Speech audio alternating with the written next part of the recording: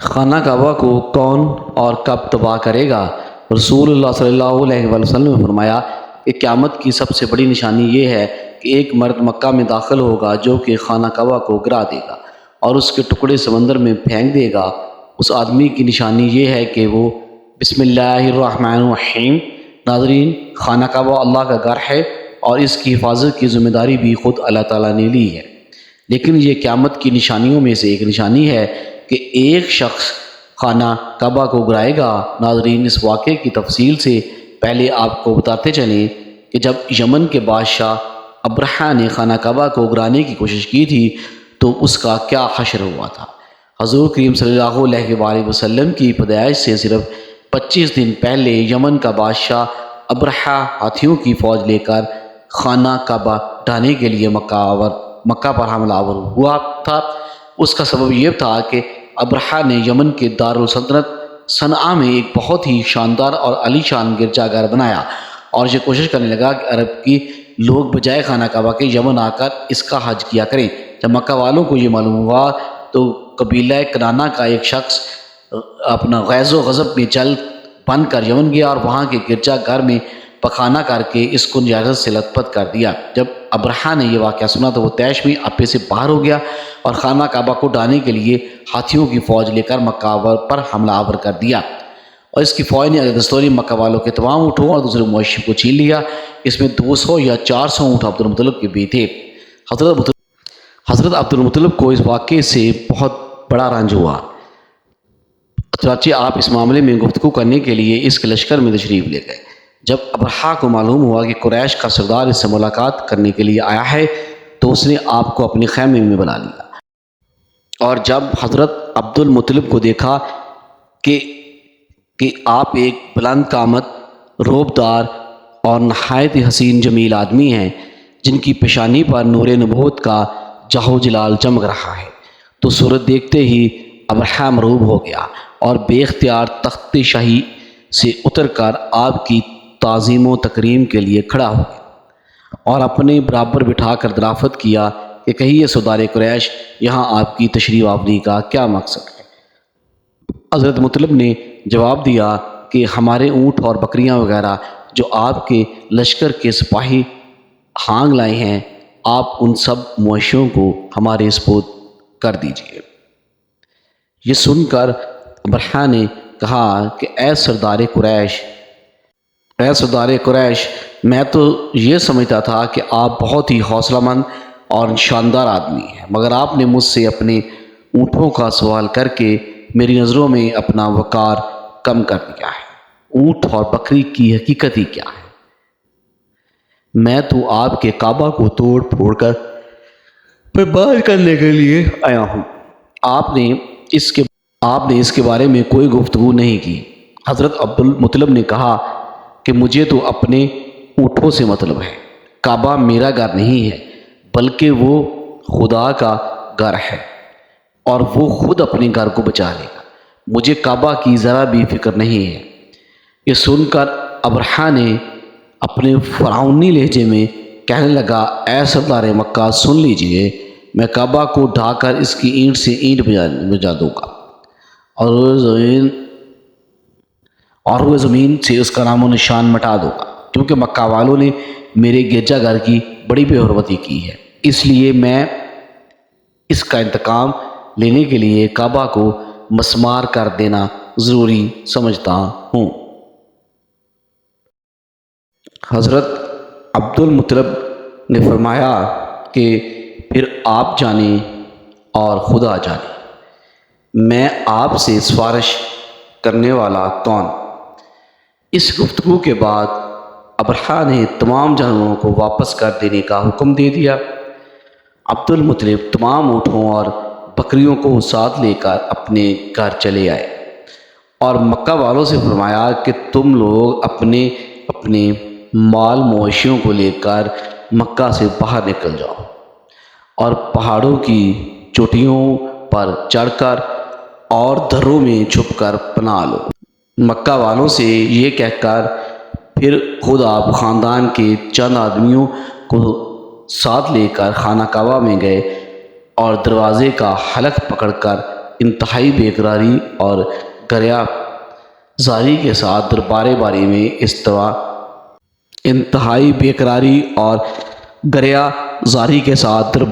میں اس طرح دعا مانگنے لگے کہ اللہ بے شک ہر شخص اپنے اپنے گھر کی حفاظت کرتا ہے، لہٰذا تو بھی اپنے گھر کی حفاظت فرما اور سلیب والوں اور سلیب کے پجاریوں کے مقابلے میں اپنے اطاعت و اشعاروں کی مدد فرما۔ حضرت عبد المطلب نے یہ دعا مانگی اور اپنے خاندان والوں کو ساتھ لے کر پہاڑ کی چوٹی پر چڑھ گئے اور خدا کی قدرت کا جلوہ دیکھنے لگے۔ ابرہہ جب صبح کو کعبہ ڈھانے کے لیے اپنے لشکر و جرار اور ہاتھیوں کی قطار کے ساتھ آگے بڑھا اور مقام مغمس میں پہنچا تو خود اس کا ہاتھی، جس کا نام محمود تھا، ایک دم بیٹھ گیا۔ ہر چند مارا اور بار بار للکارا مگر ہاتھی نہیں اٹھا۔ اسی حال میں قہر الہی ابابیلوں کی شکل میں نمودار ہوا اور ننھے ننھے پرندے جھنڈ کے جھنڈ، جن کی چونچ اور پنجوں میں تین تین کینکریاں تھیں، سمندر کی جانب سے حرم کعبہ کی طرف آنے لگے۔ ابابیلوں نے ان لشکروں نے ابرہہ کی فوجوں پر اس زور و شور سے سنگباری شروع کر دی کہ آن کی آن میں ابرہہ کے لشکر اور اس کے ہاتھیوں کے پرخچے اڑ گئے۔ ابابیلوں کی سنگ باری خداوند قہار و جبار کے قہر و غضب کی ایسی مار تھی کہ جب کوئی کنکری کسی فعل و سمار کے سر پر پڑتی تو وہ اس آدمی کے بدن کو چیرتی ہوئی ہاتھیوں کے بدن سے پار ہو جاتی۔ اب ابرہہ کی فوج کا ایک آدمی بھی زندہ نہیں بچا اور سب کے سب ابرہہ اور ان کے ہاتھیوں سمیت اس طرح ہلاک و برباد ہو گئے کہ ان کے جسموں کی بوٹیاں ٹکڑے ٹکڑے ہو کر زمین پر بکھر گئیں۔ چنانچہ قرآن مجید کی سورت فیل میں خداوند قدوس نے اس واقعے کا ذکر کرتے ہوئے ارشاد فرمایا، یعنی اے محبوب، کیا آپ نے نہ دیکھا کہ آپ کے رب نے ان ہاتھی والوں کا کیا حال کر ڈالا؟ کیا ان کے داؤ کو تباہی میں نہ ڈالا اور ان پر پرندوں کی ٹکڑیاں بھیجیں تاکہ انہیں کنکر کے پتھروں سے ماریں تو انہیں چبائے ہوئے بھوس جیسا بنا ڈالیں۔ جب ابرہہ اور اس کے لشکر کا یہ انجام ہوا تو عبد المطلب پہاڑ سے نیچے اترے اور خدا کا شکر ادا کیا۔ ان کی اس کرامت کا دور دور تک چرچا ہو گیا اور تمام اہل عرب ان کو ایک خدا رسیدہ بزرگ کی حیثیت سے قابل احترام سمجھنے لگا۔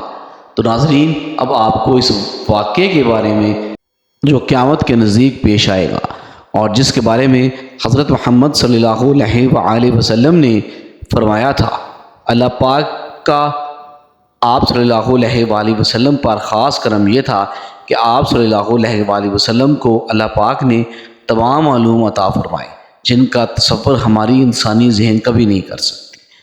جو بات ہمارے نبی کریم صلی اللہ علیہ وآلہ وسلم نے فرما دی وہ پوری ہو کر رہے گی۔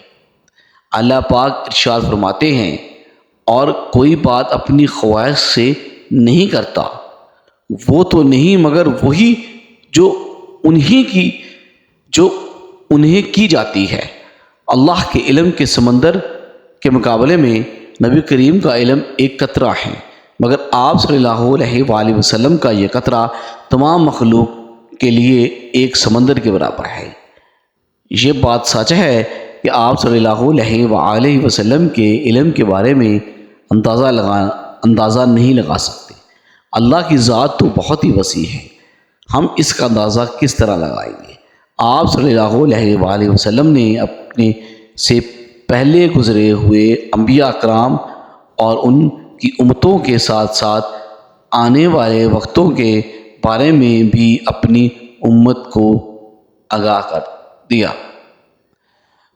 محدثین اور مفسرین کا کہنا ہے کہ جب قیامت قریب آنے والی ہوگی تو خانہ کعبہ کو گرائے جانے کا واقعہ پیش آئے گا۔ جن لوگوں کو اس کے بارے میں علم ہے ان کو اس بارے میں حدیث مبارکہ کی روشنی میں بتاتے ہیں۔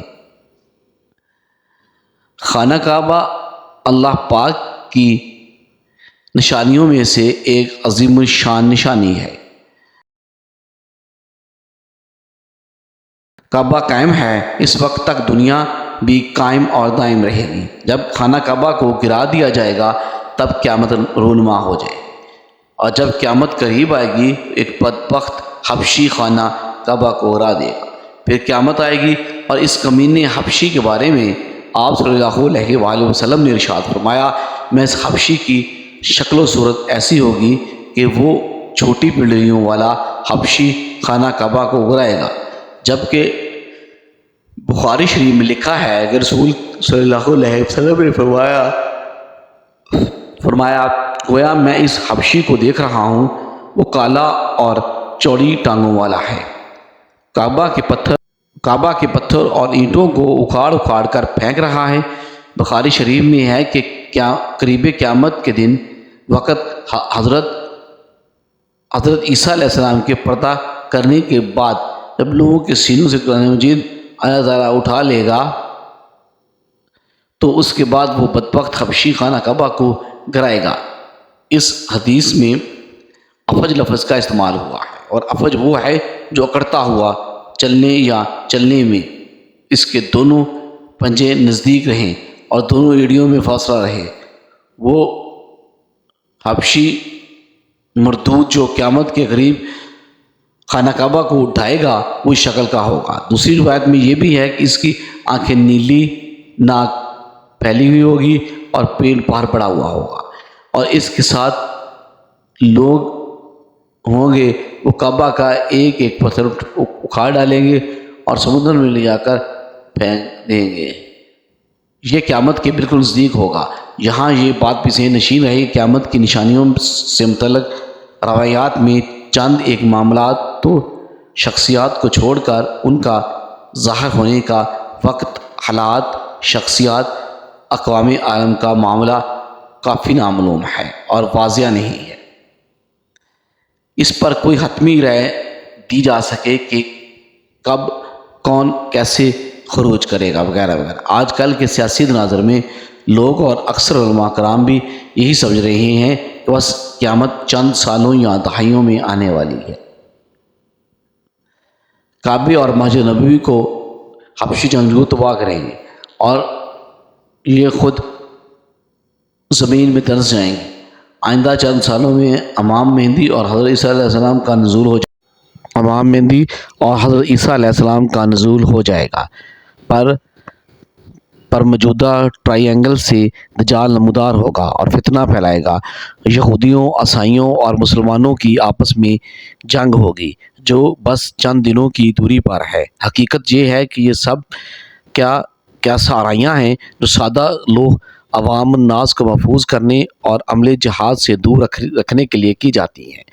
اگر گہری نظر سے دیکھا جائے تو بڑے بڑے فتنے تو کئی صدیاں پہلے ہی رونما ہونا شروع ہو گئے تھے۔ کتنے ہی لوگوں نے مہندی ہونے کا ڈرامہ رچایا، کتنی ہی دفعہ مسلمانوں اور یہودیوں انصاروں میں بڑی جنگیں ہوئیں، کتنی مرتبہ قبلہ اول فتح ہوا، کتنی مرتبہ قبلہ اول پر یہودیوں کا قبضہ رہا، کتنی مرتبہ دجال نما انسان پیدا ہوئے، لیکن ان کا ذکر قرب قیامت کے سلسلے میں نہیں ہوتا۔ صرف 20ویں اور 21ویں صدی کے سیاسی معاملات، واقعات کو ہی قرب قیامت میں سمجھ لیا جانے لگا ہے، جبکہ نبی کریم صلی اللہ علیہ وآلہ وسلم کے ایک فرمان کے مطابق آپ کی وفات کے بعد کا سارا زمانہ قرب قیامت ہی ہے، چاہے کتنی صدیاں بیت جائیں۔ لہٰذا علماء کو چاہیے کہ آج کل کے سیاسی پروپیگنڈے سے متاثر ہو کر ان عوام الناس کو محفوظ کرنے کی بجائے ان کو نیک اعمال و جہاد فی سبیل اللہ کی ترغیب دیں۔ اللہ تعالیٰ سے دعا ہے کہ ہمیں نیک کام کرنے کی توفیق دے اور برائیوں سے دور رہنے کی ہمیں ہمت و توفیق عطا فرمائے، آمین ثم آمین۔ ناظرین، کامنٹ باکس میں کامنٹ باکس میں اللہ تعالیٰ کے 99 ناموں میں سے ایک نام ضرور ٹائپ کریں۔ تو ملتے ہیں ایک نئی ویڈیو میں۔ اللہ حافظ۔